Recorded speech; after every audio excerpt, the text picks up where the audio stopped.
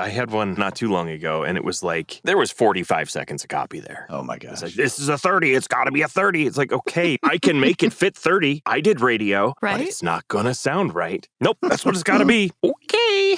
I didn't book that one.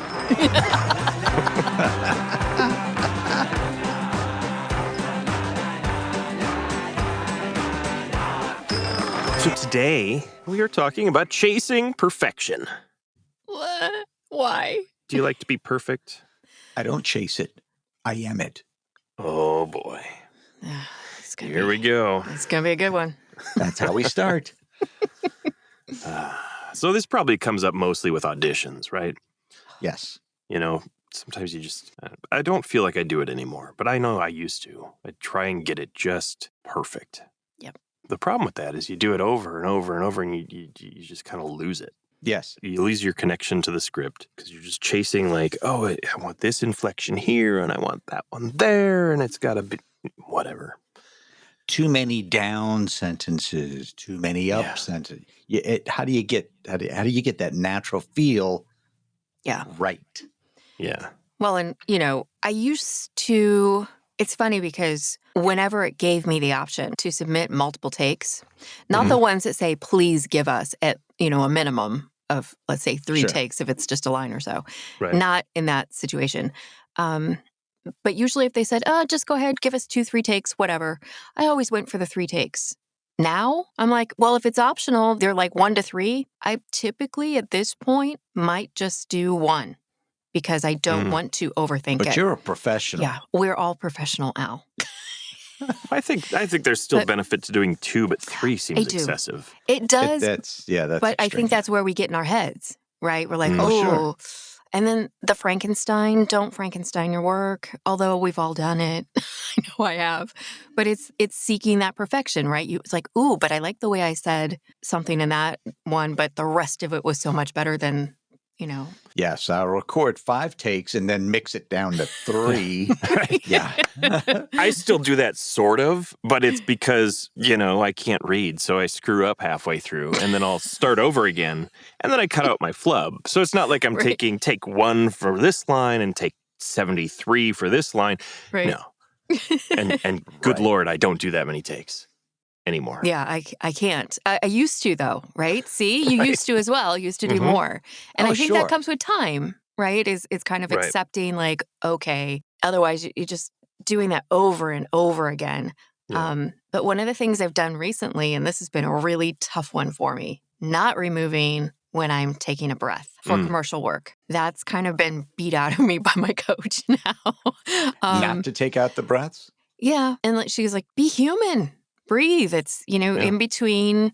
Yep. It's a natural flow. As long as I'm not going through something and then, which I don't do anyway. See, I've never completely removed them, and it never occurred to me that was like a thing that people did, right? I've lowered the volume, and I still do most of the time because I find a lot of times when I'm reading, especially commercial copy, I do kind of slash breaths, right? So it's a very prominent between lines or sometimes in the middle of a line, and that's just a little jarring. So I'll slice on both sides and take the volume of that down, but I've never just cut it out because that sounds unnatural. Right. However, I think in the off chance, and this also doesn't happen frequently, but sometimes they're like, we need a 15-second read. Like, okay, you're going to get something where I'm not breathing. It's not going to sound right. Here's 87 words. Yeah. God, I had one not too long ago, and it was like, there was 45 seconds of copy there.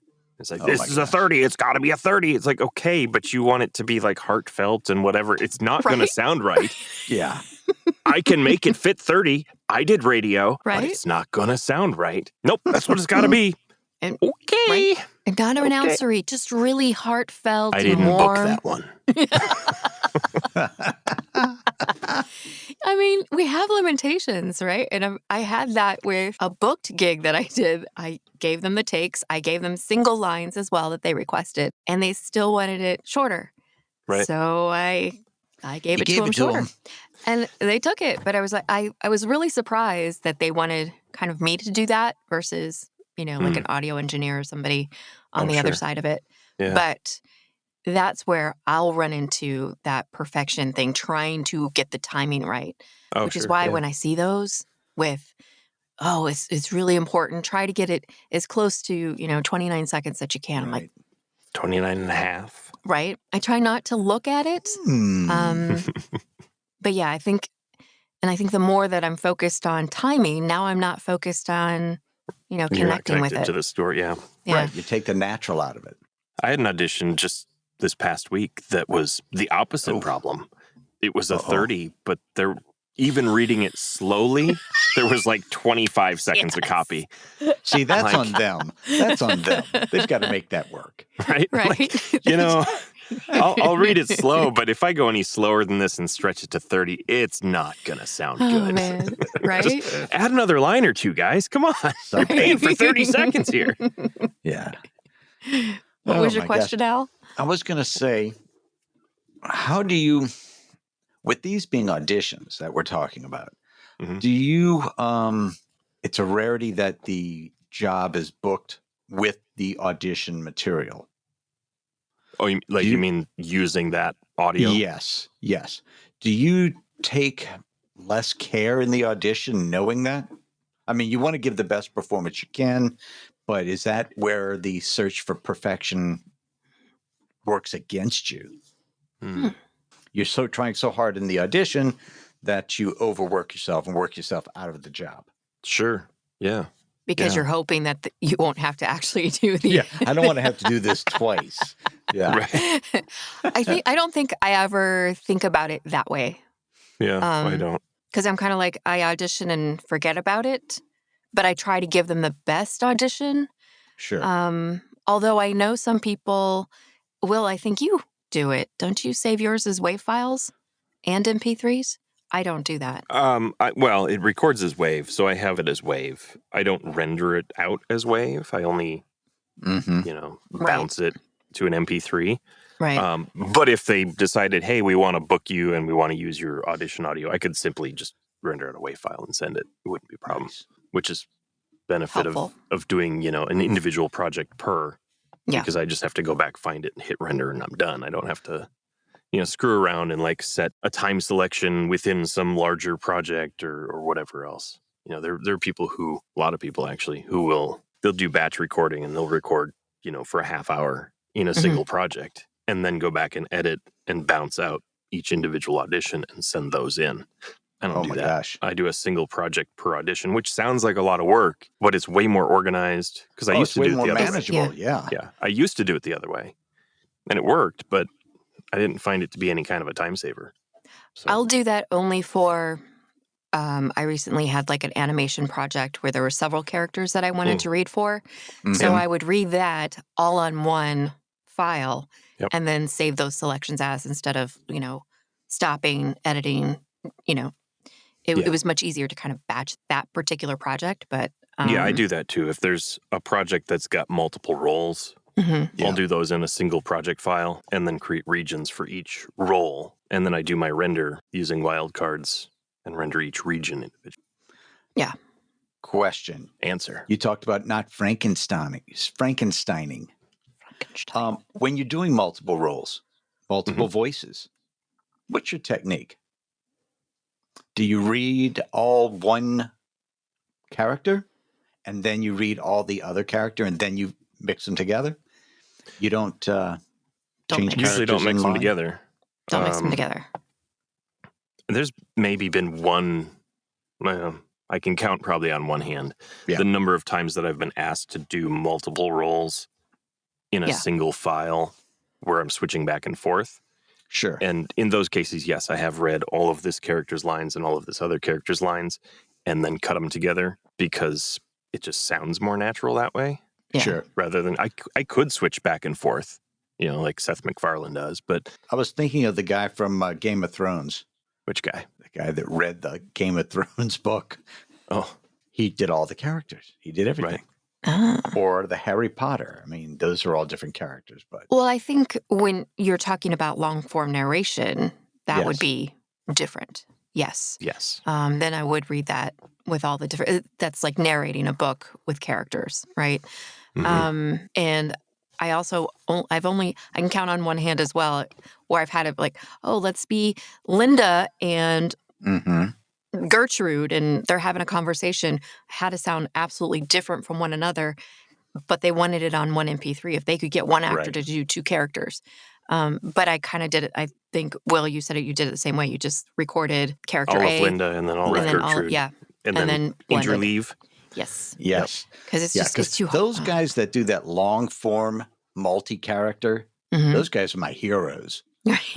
That's some crazy. Yeah. I've done it. You know what's fun though? You're not wrong. It is crazy. Man. When so one thing I learned when it comes to narrating fiction in audiobooks is to prepare your chapters ahead of time. I didn't move far enough ahead in the book when I was preparing and while I was narrating to find out midway through the book that my lead male character supposedly had some sort of blended accent. Nice. Crap. Surprise. Yeah, surprise. So then you had to re-record the first half of the book? Yeah. Oh, that's fun. Those are the things that you just No wonder you learn. don't want to do those. Yeah, I don't. No. Yeah. No. I'd rather do nonfiction or like something that's just informative versus audio. Audiobooks are wonderful and I do enjoy reading. I just don't have time. And they are time consuming. See, I had the opposite. Well, not the opposite. I had a similar issue to a smaller degree when I was doing the book I did. In chapter 1, there's like 5 characters all in this one scene. And then like 4 of them you don't see again, or 3 of them you don't see again until like the last chapter or second to last chapter of the book or something, right? And so I marked every individual new character. I put a marker so I could jump back and listen to what I had done. So finding the character voice again wasn't difficult. But the problem was that when I went back and reviewed it, I reviewed the wrong one. No. Oh. Oops. So I started reading this chapter with this guy who came back from chapter 1 with the wrong accent and the wrong character voice. And I got about halfway through. I went, wait a minute. Hang on. That's this guy. Well, who the hell is this guy? So then I had to re-record that chapter again. That was meh. Yeah. But it wasn't half the book. It was like, 10 pages or something. But see, it should be established for us people who have to read long things. Let me know who's got a different voice. I think the smart thing to do probably is to read the whole book first and make notes. Overachiever. And then go back and do the narration. Plus, then you kind of understand the story, you know where it's going. You're not surprised like the listener is. On the other hand, there's something to be said for like not knowing where the story's going ahead of time, right? Yes. So then you find out the same time the listener does. That's kind of fun. Not really. I don't. Can you imagine the narrator. Wait, what? Yeah. What? I don't. See, I don't enjoy reading though. So reading the book multiple times. That's not going to happen for me because I don't enjoy reading. I'm not going to read ahead. I love reading, but I don't necessarily want to read. Like, if I've already read this, I'm like, I'm going to read it again. But, it's, to me, it's... I love reading because I love sleeping. And they kind of go hand in hand. So how on earth, what was your huge project for fire prevention manuals? How did you make it through that? Oh my goodness. It took me a long time. I bet. He had multiple copies so that he could replace the pages that had drool marks when he'd wake up. Correct. Yes. I'm sure there were no surprises in there though. Like, and if you do that, that's going to cause a fire. What? Twist. Yeah. Twist. Plot twist. Bet you didn't see that coming. Right. Luckily, there were no characters' voices in them, other than my own. But yes, plot twist. Another thing I think would... Well, see, you could have done Fire Marshal Bill. Oh, jeez. As the Let me tell you something.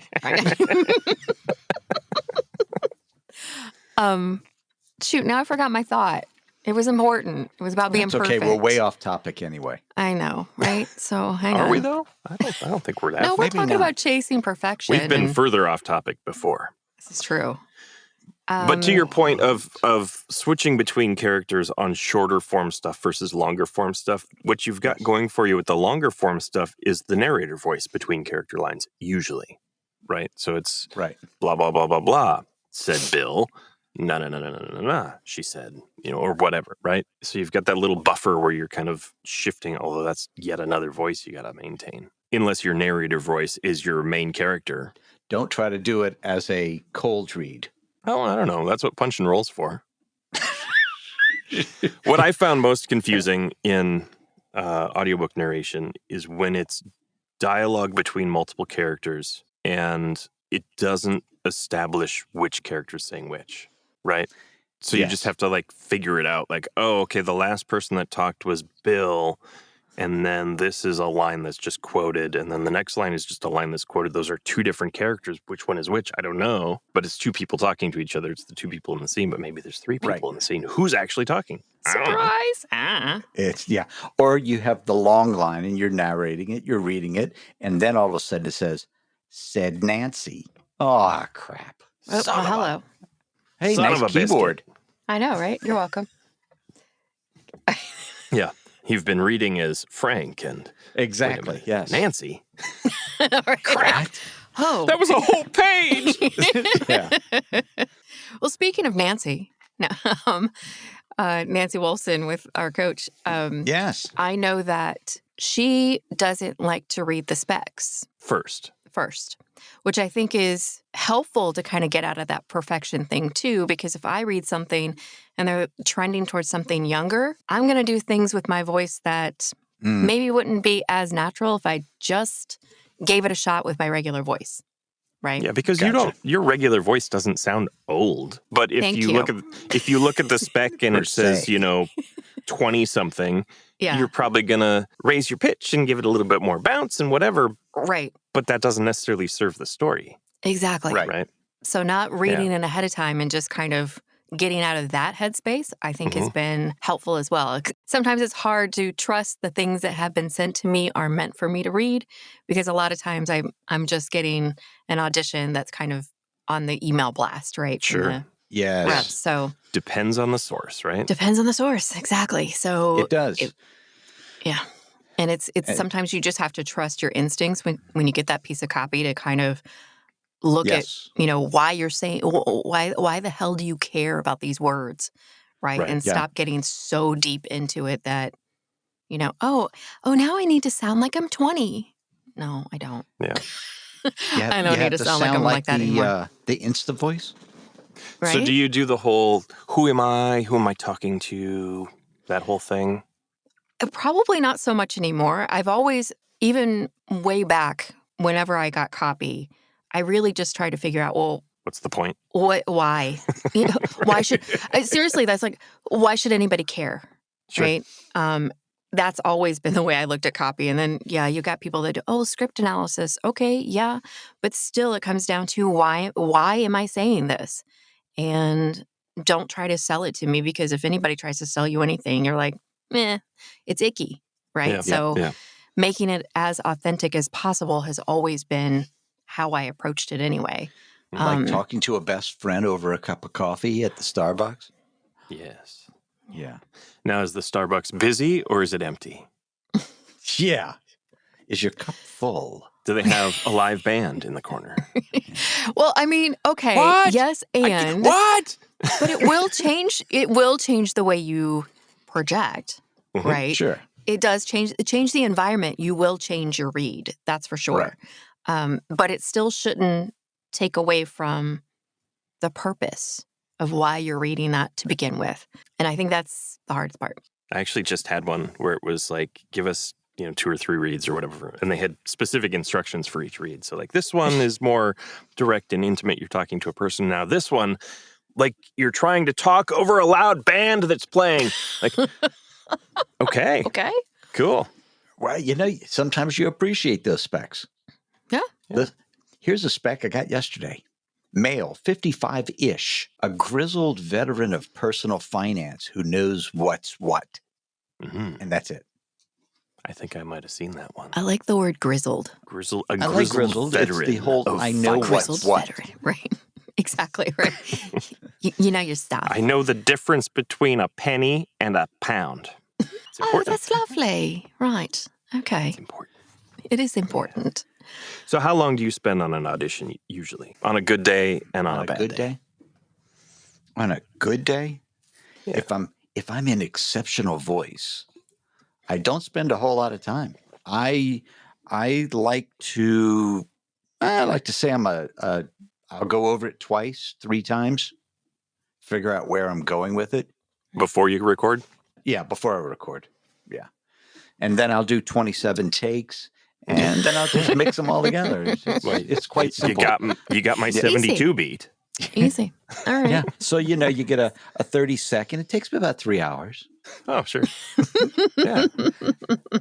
No, I like to be spontaneous. I don't want it to sound too perfect. Sure. And it gets pretty natural that way.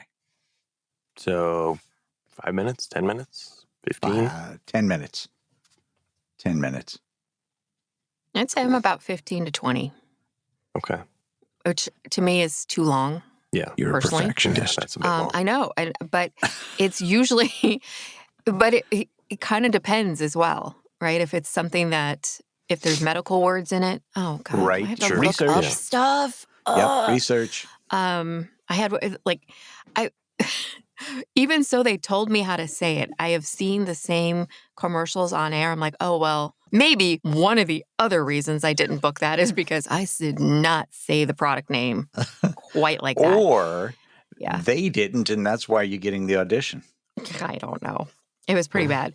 But the idea that, if I have to look things up, I know that, I think I've gotten a lot better just recently because of the whole breath work, not taking all of that out. Sure. But prior to that, it was probably about 15 minutes per.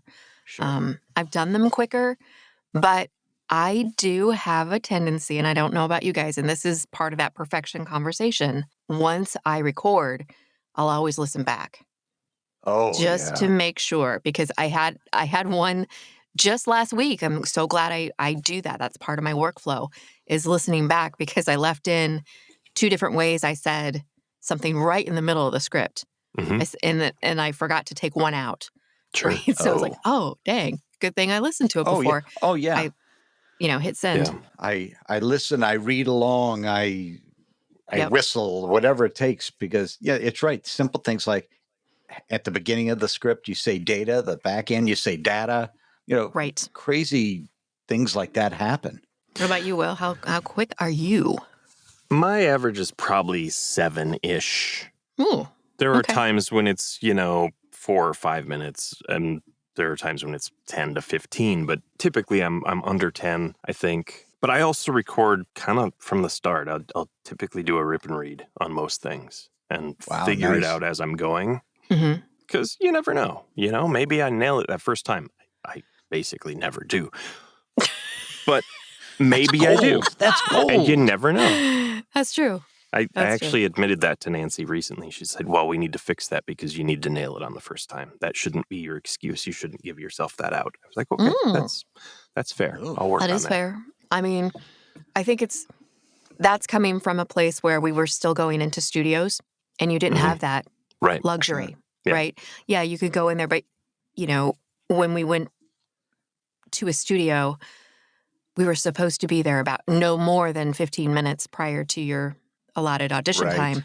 But they always have those little golf pencils. That's what I call them. I don't know if that's what they literally are called, but like the I know what you're talking about, the little mini golf pencil. Yeah. And the little pencil, and you go, I always carried mark your highlighters script with me. Yep, marked up my script. And you go in there and usually only have 2 options. Whereas now, we can read it over. Oh, we flubbed a line. We don't have to apologize to anybody. We just do it, right? Yeah. So Time's I don't want to money. say it's lazy because it's not. It gives us more opportunity to perform a better product in the end. Oh, sure. On that note, though, if you're in a session or in the unlikely event that you're doing an audition live and you flub because you're going to flub, don't apologize. Just pause for a moment, back up to the start of that line or the start of that paragraph and just go again. It's going to happen. Everybody expects it to happen. Yeah. So don't apologize, ever. Okay.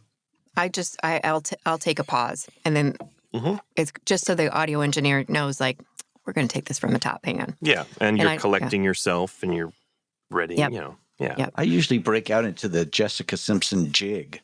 Oh, sure. Yeah. I'm not sure I know what that is, but when she got busted on Saturday Night Live for lip syncing, and the tape got messed up. And oh, that was her sister. That was Ashley. Yes, yeah, that was her sister Jessica. Yeah, the music got either stopped or it skipped. So she just started dancing? Yeah, it's kind of an awkward jig. That's weird. All right. Probably not as weird as it was for her, but... All right. Good to know. All right. Mm-hmm. So you don't do that? I don't. I don't. All right. I'm a little disappointed now, but all right. Instead, he just lip syncs to nothingness. Right? And then goes, what happened to the playback? Wait. Did you guys get that? Because I didn't hear it. Did you guys get that? I couldn't hear myself anymore. Yeah. Well, on... When I used to play music, there were, your guys on stage and everyone would mess up. It's what you do. And the singer he'd forget the words, and all of a sudden he's like, and he's hitting it. Boom, boom, boom. Yeah. Oh man, that's good. Yeah, the good mic's stuff. Not working. Your brain's not working. Yeah, I was in a X session last weekend. One of the first questions asked was, how long do you spend on auditions? Oh. And it was like 10 minutes, 15, 7, 5, 30 something, 5, 7, 5. So everybody was kind of around the 5 to 10. And then the one outlier was like 30. And she was like, oh my God, buried her head in her hands. Like, oh, so bad. It all depends on the length of the audition, We're just trying to understand where you're at. It's fine. Yeah. There's no wrong answer. You just need whether you need to improve or not. But it's also not a race either, right? Like maybe on pay to plays it is. But that's true. In most cases, it's even then you still have time. Take a couple minutes and get it right. Don't just race to be the first one in. That's nonsense. But a lot of people do that. Do you record 100% of the audition? I do. It depends. Do you watermark or anything like that? No. But basically the only auditions I'm doing these days are through my agent. So whatever is sent, unless they say only read this piece, I read the whole thing. And I just had one the other day that was like a couple pages. It's like, really? You want me to read all this? But, right? I wonder if we had the same thing, because they were looking for male and female. And I was like, okay, you want both? Because one was just a smaller version of the longer one. I was like, they're going to turn you off after 3 seconds if they don't like it anyway. Right. And I had one where it was a man and wife talking to each other, and they wanted me to read both parts. Like, well, that's weird. I suppose maybe they'll decide which one they want to be which later or something. I don't know. Right? That's strange. I don't know. That is strange. Yeah. But for pay to play, I don't do the whole thing. Or if I do, I'll admit the product name or how the website or something like that. That wouldn't, because I know. Omit? Yes. What did I say? Emit? You'd say admit. Admit. All right. We'll fix that in post. Here we go. Don't worry. We'll fix it in post. The dentures are loose. Yeah, it's really bad. Surely rough to talk over here. Now I'm sidetracked. Now I can't remember what I was saying. Thank you. You will omit the brand name or whatever. But it also says, Bodalgo in particular, that pay to play, they recommend, and they put that at the top of pretty much every audition spec that you see that comes through them. They recommend to do that. So, and you can write a note with your submission, and I'll say, and as per these guidelines, this is a edited script version. Right. Just so they're not like, hey, why didn't you read the whole thing? It's like, because they tell us not to. So, sure. And I think it also helps you not overthink it as well. Let's go!